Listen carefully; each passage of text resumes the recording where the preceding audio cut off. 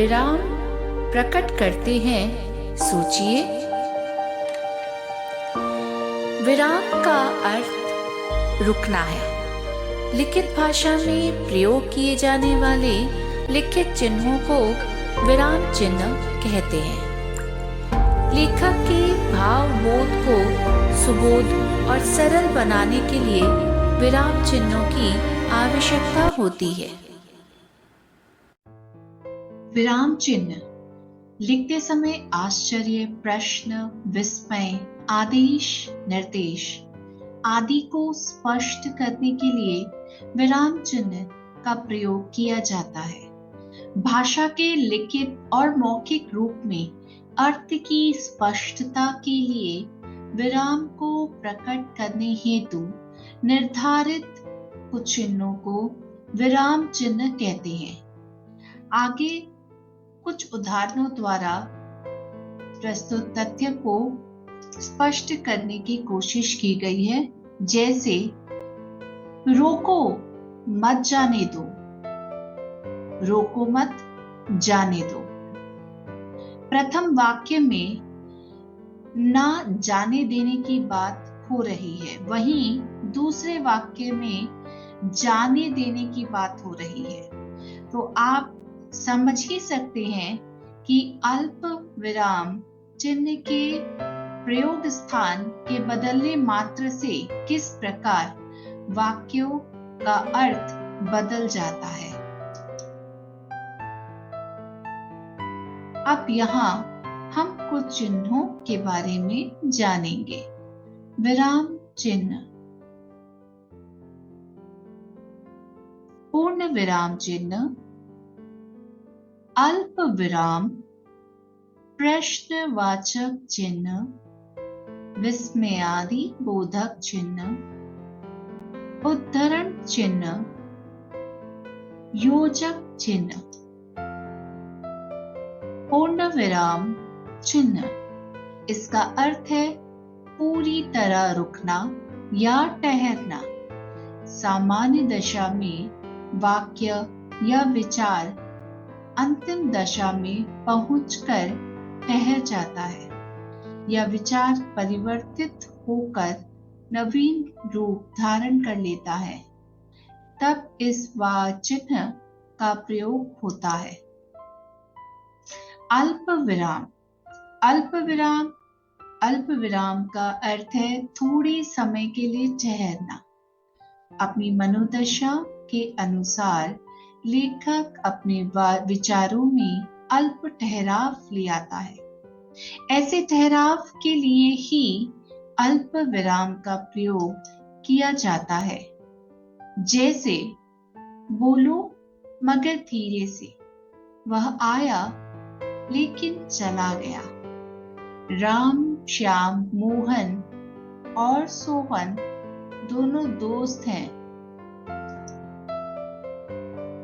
प्रश्नवाचक चिन्ह, प्रश्नवाचक चिन्ह एक विराम चिन्ह है जिसका प्रयोग प्रश्नवाची वाक्यों के अंत में किया जाता है,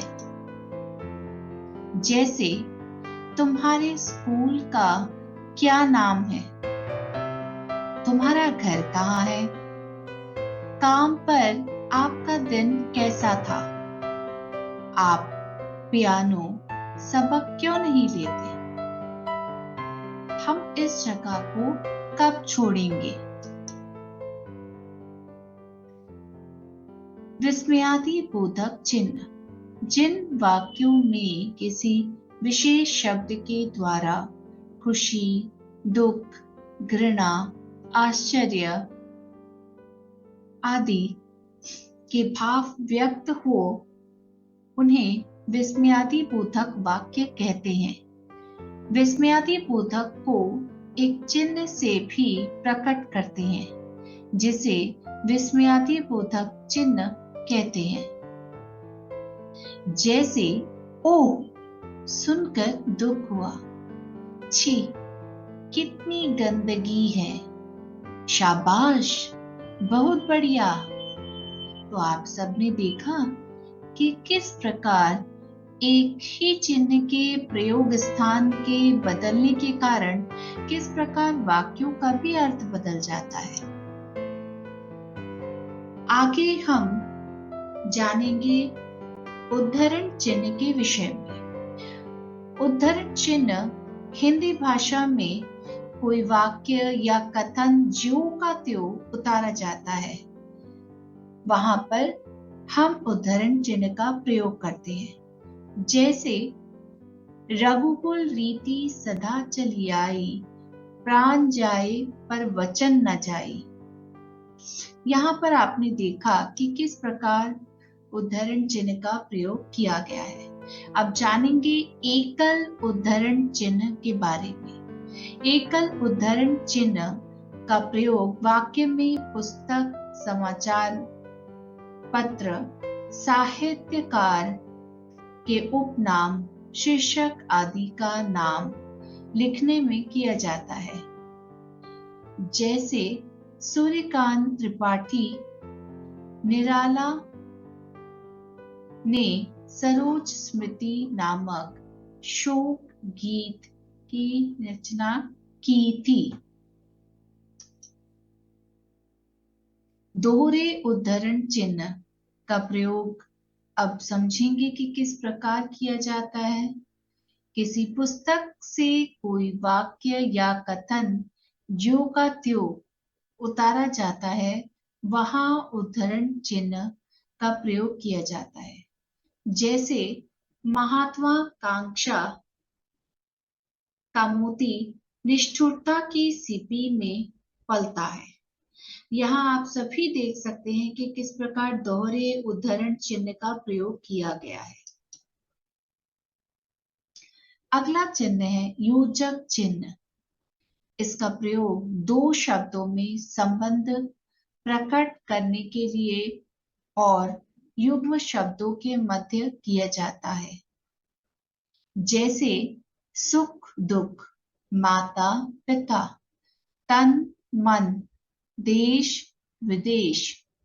आप सभी का धन्यवाद और आशा करती हूँ कि आप सभी को यह विराम चिन्ह अच्छे से समझ आई होगी। और यदि आपकी कोई शंका है या कोई आप प्रश्न पूछना चाहते हैं तो कमेंट बॉक्स पर अपने प्रश्न लिख सकते हैं। धन्यवाद।